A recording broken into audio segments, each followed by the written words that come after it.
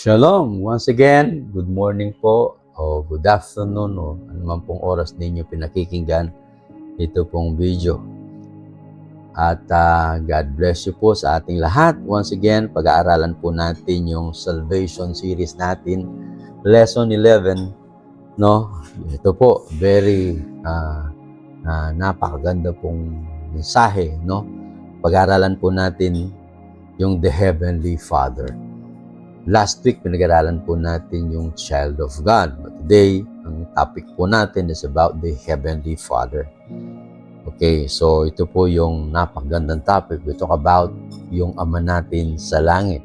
Last week, nag-focus po tayo dun sa pagiging anak, kung ano yung obligation, and kung ano yung dapat gawin natin pag tayo po yung naging anak ng Diyos. Ngayon, sino yung Ama natin sa atin? No? Ano po yung gustong sabihin nito? So, there are two reasons why Jesus Christ came to earth. Meron pong dalawang dahilan kung bakit dumating ang ating Panginoong Jesucristo dito sa lupa. First, yung pong to save us from our sin and to unite us with God. Kasi napalayo po tayo dahil sa kasalanan, kailangan pong pagbayaran ng ating Panginoong Jesucristo yung kasalanang yon para ma-reconnect tayo kasi napalayo tayo. Sabi ng Bible, na kapag nagkasala sila, mapapahiwalay tayo, mamamatay tayo. For the wages of sin is death. But thank God, yung death na yun, si Jesus ang namatay para ma-restore back yung relationship. So, yun po na linigtas tayo sa pagkakapahamak. Supposed to be, papunta tayo ng impyerno, mapapahamak tayo. But praise the Lord, sa pamamagitan ng pagmamahal ng ating Ama sa langit, no, yung mapagmahal nating Ama, compassionate, He sent His only begotten Son, si Jesus, para i-restore back yung nawala. And then the other one is to reveal the God as our Father. No, ito po. Kasi ang misconception ng mga tao, yung Diyos, basta Diyos siya, malayo siya, wala silang revelation sa Father, no? Ang alam na nila, merong Diyos, pero wala silang pagkakaintindi na siya yung Ama natin sa langit. So, si Jesus Christ, siya po yung nagbigay daan kung paano ipinakita niya yung Ama, pinakilala niya. That's why sabi ng Bible, so John 14 verse 6, I am the way, the truth, and the life. No one comes to the Father except through me. Remember, hindi niya sinabi, no one comes to the heaven, no one comes to the kingdom, kundi no one comes to the Father. It means, the first initial way para ipinapakita rito, Jesus Christ is the only way para mailapit po tayo sa ating Ama sa langit. So, si Jesus lamang, that's why sabi ng Bible sa Matthew chapter 11, verse 27, no one will know God unless Jesus reveal Him to us. Only through Jesus Christ did we know Him. Sa pamamagitan lamang po si Jesucristo. Bulag po tayo dati, wala tayong understanding. Actually, takot tayo at wala tayong revelation. We are in darkness. Pag sinabing darkness, ignorante tayo. Because of that sin, really we are separated from our Father. No? Tayo pong Ama. But thank Jesus Christ, bumabadi siya. No? Yung nanggaling sa taas na bumaba, yun ang may karapatang magpakilala, magpahayag sa atin. Kaya yun po yung nangyari sa atin. We are so blessed that Jesus Christ show us, no? Our Father, no? Actually, naging anak tayo ng demonyo, pero dahil kay Jesus, na-reconcile po tayo. That's why, yun po yun. No? But Jesus always lived His life like a son toward His Father. Pinapakita niya talaga. So, kung gusto nating mamuhay talaga na nakalibigay kaluguran sa Diyos, kaya nga po naging Christian po tayo. Follow the example of our Lord and Savior. Si Jesus Christ, pinapako na lang. Basta ang kalooban ng aking Ama ang siyang masusunod. No, ang kalooban, palagi siyang obedient. I remember when Abraham, ini-offer po niya yung kanyang anak na si Isaac, when he offered his son Isaac, hindi rin umimik si Isaac ng handang saksakin na niya, dihandog yung kanyang anak. Kasi inutusan siya ng God na sabi niya, offer mo yung son mo. So para bang ito yung foreshadow of the things to come. Parang si Jesus Christ, nang ini-offer niya ang buhay niya, he offer it willingly, without any retaliation or hindi po siya nagrebelde, hindi siya pumontra. Basta yung kinakailangan, plano, kalooban ng Ama sa langit, yun ang kanyang sinusunod. So, thank God. Yung una, He reveals us the salvation, yung dahilan ni Jesus, and then the second one is pinakilala niya ang ating Ama sa langit. No? Nagkaroon tayo ng revelation. Na, ano po, no? How God revealed us Father in the Bible. Paano po ipinakilala ng Bible yung God as our Father? No? So yung Father natin is a good Father. Mabuti po siyang Ama. Sabi ng James chapter 1 verse 17, every good and perfect gift is from above, coming down from the Father of the heavenly lights, who does not change like shifting shadows. Yun. Lahat daw ng mabubuti galing sa ating Ama na nasa langit. So it means siya mabuti dahil nagbibigay siya ng mabuti sa atin. Hindi po siya nagbibigay ng masama. Sometimes He allows things na medyo itest tayo, turuan tayo, para ma-realize natin na kailangan natin yung tulong natin. Hindi tayo nagmamalaki. Minsan nagiging independent yung mindset natin. Gusto ng ating Ama sa langit, very dependent tayo sa Kanya. We always inquire Him. We always ask for help for Him. It means, siya yung source natin. The meaning of the Father means source. Lahat ng kailangan natin nanggagaling sa Kanya. Yung pong kalooban ng ating Ama na hindi tayo magkaroon ng sakit, hindi tayo mahirapan, at ang pagpapala na nanggagaling sa Kanya, maranasan natin. Yun po yung kalooban ng Ama, kaya mabuti po siya. Minsan, may mga mindset tayo na dinidisib tayo ng kaaway. Religious mindset, o walang nagtuturo sa atin, walang nagpapakilala. Because marami po sa atin, I believe na hindi nagpapasa ng Bible. Kaya wala tayong pagkakaalam. Yung Ama na tinutukoy ng Bible ay mabuti na kapag lumapit ka sa Kanya, tutulungan ka niya, kapatid. Amen? So yung pangalawa po is generous Father. Amen? Sabi niya rito, Matthew chapter 7 verse 9 to 11, which of you, if his son asks for bread, will he give him stone? Or if he asks for fish, will he give him a snake?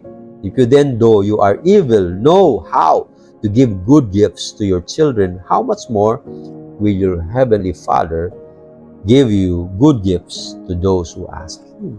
Yun po yung tinutukoy ng Bible. Generous ang ating Ama. Sino ba sa inyo, kahit na dito sa lupa, ama kayo, pag humihingi ng tinapay ang tatay mo, sabi ng ang anak mo, sabi niya, bibigyan mo ba siya ng bato? Wala pong ganun. Kahit na yung masamang tao, na pinakamasamang tatay na, always have a concern sa kanilang mga anak. It's the same thing sa ating Heavenly Father. Pwede namang pinabayaan na lang tayo, mamatay na tayo, punta tayo dun sa impyerno. But because of His generosity, He sent His one and only begotten Son, Jesus Christ, to save all of us. Kaya hindi siya madamot. Generous siya. He give good gifts and He's so generous. And then another thing is a protecting Father. Sabi po ng 1 John chapter 3 verse 11, how great is the love of the Father. Father has loved on us that we should be called children of God, and that is what we are. The reason the world does not know us is that it did not know Him. Ganun po, So, yung mga tao, hindi nila kilala, ang Ama dahil nga po wala silang relationship. Pero kapag nagka-relationship ka, tendency, God will protect you. The Father will protect you. Amen? He is great. He loves, pag sinabing lavish na pag-ibig niya sa atin, no? Binibigay niya sa kanyang mga anak, no? Parang sobra-sobra pag-iingat niya, binibigay niya. He protect us from evil things. Siguro po, no? Kung hindi tayo pinoprotektahan ng ating Ama sa langit, no? Wala na tayo, no? Biro mo, ang mundo is constant siyang umikot. Kung stop lang yan, di ba? Siguro tumilapon na tayo. Kaya yung hininga natin, kung kaya isang araw na walang air, paano na? So everything, hindi po siya nagbabago. He always provide that to sustain us. Sa mga pagsubok natin, sa mga pag-rebelde natin, sa mga pagkakamali natin, pilit niya rin tayong binabalik kasi mahal niya tayo. He protect us na hindi na tayo mapahamak. And another thing is a disciplinarian father. Hindi po siya nag-spoil, no? Hindi niya po tayo tinuturuan maganon. Sabi po ng Bible sa Hebrew chapter 12 verse 7, endure hardship as discipline. God is treating you as sons. For what sons is not disciplined by his father? If you are not disciplined, sabi niya rito, then you are illegitimate children and not a true son. Moreover, we have all had human father who disciplined us. We respected them for it. How much more should we submit to the Father of our spirit and live? Our Father disciplined us for a little while as though best, for God disciplined us for our good, that we may share in His holiness. No discipline seems pleasant at the time, but painful. Later on, however, it is produced a harvest of righteousness and peace for those who have been trained by it. Alam ko po, minsan hindi madali, minsan painful pag dinidisiplina. Kahit naman po, minsan meron kang sakit o kaya ginagamot ka. Umiinom ka ng gamot, minsan mapait. Pero yun ang kailangan para gumaling ka. Yan, pag tinitreat po tayo. Minsan yung mga bagay na pagsubok sa atin, yung mga na-experience natin, minsan hindi natin maintindihan, just trust our Father. Maybe may mga bagay na gustong ituro sa atin ng ating Ama. Matandaan po natin, ayaw niya na tayo po'y hindi matuto. Gustong-gusto po niya na mag-grow tayo, mag-mature tayo. Katulad ng ating mga anak, kapag hindi natin dinidisiplina, paglaki po nun, problema. Gayon din ang ating Ama sa langit. Gusto ng Diyos na mag-grow tayo para maging good servant po tayo. Good, faithful person po tayo. Amen? So, ano po? What are the benefits of knowing God as Father? Ano po yung mga benepisyo? Pag alam mo na siya yung Ama mo. Ito, napakahalaga po. Number 1 is, nadi-discover po natin yung identity natin. So, yung pala, na minsan dito sa lupa, may mga, I believe, meron po mga sitwasyon, mga iba, hindi nila nakilala yung Ama nila, o kaya nawala yung Ama nila. Ang feeling nila parang wala lang sila. Pero kapag ikaw ay nakakilala sa Panginoon, meron kang talagang tatay sa langit, yung Ama mo. No? Dito ka lang nag-exist, napadala ka lang sa isang lugar na nasaan ka ngayon. Pero in reality, originally, you have a Father who is faithful, who loves you so much. Yun ang Ama natin sa langit. That's your identity. Galing ka sa Kanya, kapatid. Amen?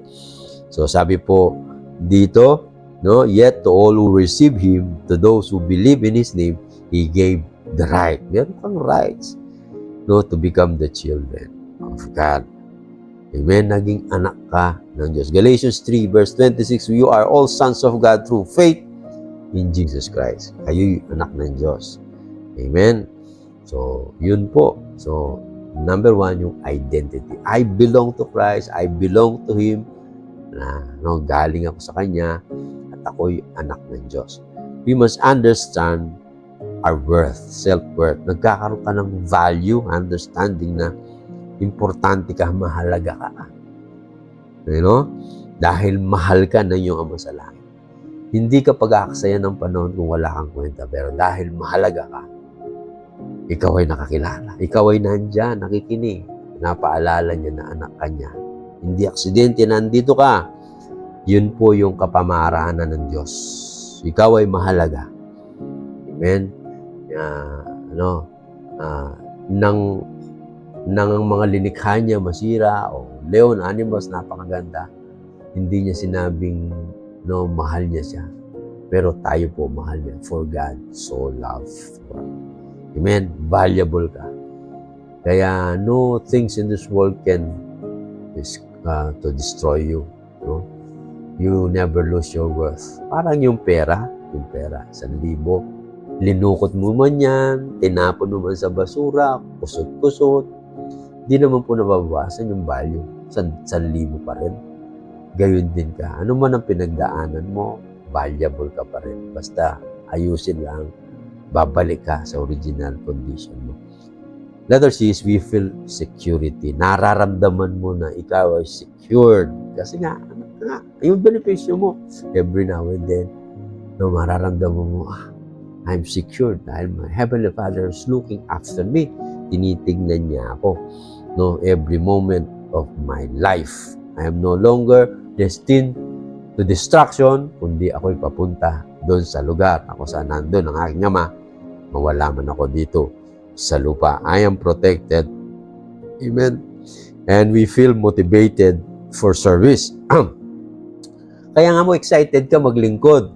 Hindi na lang basta churchgoer ka, because I believe may assignment ka because you are son of God. Feel mo, meron kang important things. Hindi mo pa nararamdaman bakit merong emptiness inside of you.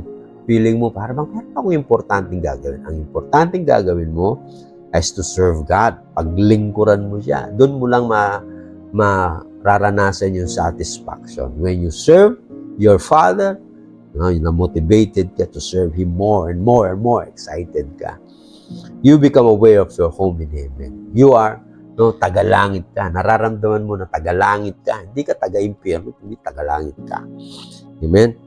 Heaven is the home of the righteous. Yun po yung tahanan ng mga matutuwid. Bakit ka naging matuwid? Dahil kay Kristo na yung tinanggap sa iyong puso. Amen po ba? So yun po, tagalangit ka. Nararamdaman ko, benepisyo mo yun, tagalangit ka. Hindi ka sa mga para saan mamambangay na nakasisira sa buhay ng tao.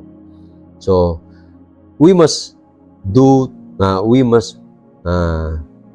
know God as our Father. Kailangan kilalanin pa natin siya. Do we know, na ang Ama natin ito? So, paano natin malalaman na ang Ama natin, na siya yung Ama natin, yung God natin, siya yung Ama natin? Paano mo malalaman? Ito yung tanong. Say, tinatanong ko po kayo. Kasi minsan, parang feel ko, hindi. Minsan feeling lang yun. Pero sa totoo lang, merong sign na alam mo na siya yung Ama mo at paano ko magagawa na talagang gusto mo siyang maging Ama sa buhay mo. Yan. Amen? So, kailangan po meron tayong connection. Sabi dito, tell the Holy Spirit to open your spiritual eyes so you may see God as a good and loving Father. Yan, kailangan po. Hingin mo yung Santong Espiritu. Ang Diyos po is Espiritu. So, nagre-reveal siya through Spirit. Because you have the Spirit, then your Spirit and the Spirit of God communicates and then telling you that you are a son of God. You are a child of God. So, ipanalangin mo yun. Holy Spirit, open my eyes. Magkaroon ako ng revelation. Sabi po ng Romans chapter 8, verse 15, for you did not receive a spirit that makes you a slave again as fear, but you received the spirit of sonship, and by Him you will cry, Abba, Father. Only those Holy Spirit will reveal to you that you are a child of God. Masesense mo yan. Because, mararamdaman mo yan. Then, start to call God your Father. Tawagin mo siyang Ama. Manalangin ka, Ama ko sa langit. Kaya nga tinuro po tayong manalangin ni Jesus Christ, yung pattern, sabi niya, Ama namin sa langit. No, sumasalangit ka. Our Father in heaven, hallowed be your name. Yun po yung sinasabi sa Matthew. No? So, ganito kayo manalangin, sabi nga. No? So, yun po yung tinuturo niya. Call Him as your Father. Huwag pong ma-hesitate, huwag kayong ma-intimidate. God is a loving Father. When you come to Him, no, He will embrace you, He will run after you. He's waiting for you, kapatid. Nasabihin mo, Ama, just communicate, pray in your private prayer room, and ask Him, Father. Mararamdaman mo yung may embrace mo. Especially if you have nandun ka, kabilang ka sa a good community, yung mga kapatid mo, sama-sama ka dun sa kapatid mo, yung mga brothers and sisters, mga kapatid mo, na kung ano yung nararamdaman nila, yun din na dapat maramdaman. Kasi sila yung mga kapatid mo. Iisa yung Ama ninyo. Amen? So, salamat po. I pray that you will understand it. Ang alagaan nyo po yung deepen nyo yung relationship nyo through prayer. No? So ano po yung dapat gawin natin so that we will take care our relationship to our Father? No? Walk with Him, pray, no? Always serve Him. Basta mag-stay ka sa Kanyang presence. No? Ang ultimate goal mo is to get closer to God. When God calls you, He calls you for a relationship. Yan, relasyon. Importante yung relationship. Amen? And then dapat, kapag lumalapit ka sa Kanya, you are motivated to seek Him, not to seek the blessing. Yung iba kasi, they are more excited to the blessing than to the blessor. Mali po yun. So, hanapin mo si God. Lahat naman, kaya niya mong ibigay sa iyo. Kaya lang, tignan mo yung motive mo. Tama motibo mo dapat. Siya yung hinahanap mo bilang tatay. Mahalaga, no? Siya po yung importante. Hanapin po natin. Amen? So, I pray na tayo po yung nagkaroon ng kapahayagan, revelation this morning. Ito pong araw na ito. Pagpalain po kayo ng Panginoon. Once again, I will pray for you. Heavenly Father, Ama namin sa langit, sumasalangit ka, sambahin nawa ang pangalan mo. Dito sa lupa, para na sa langit. Lord, salamat po dahil hindi mo kami pinabayaan na para bang, Lord, ikaw kasi mapagmahal na Diyos. I-restore mo po kami. Alam ko merong nakakarinig dito na nanonood, na nag-struggle siya. Para bang feeling niya walang nagmamahal sa kanya. Feeling niya na parang malayo siya sa iyo. Panginoon, iparamdam mo na mahal mo siya. I pray that you bless him right now. In the name of Jesus, I declare na you are blessed. Mararamdaman mo na marerestore ka. Sa pangalan ni Kristo Jesus. Mahal ka ng Diyos. The purpose na nandito ka dahil mahal ka ng Ama mo sa langit. Thank you, Father. We praise you, we honor you, we glorify you. This we pray in the mighty name of our Lord and Savior, Jesus Christ. Ang lahat ay magsabi ng Amen. God bless you po. See you next time.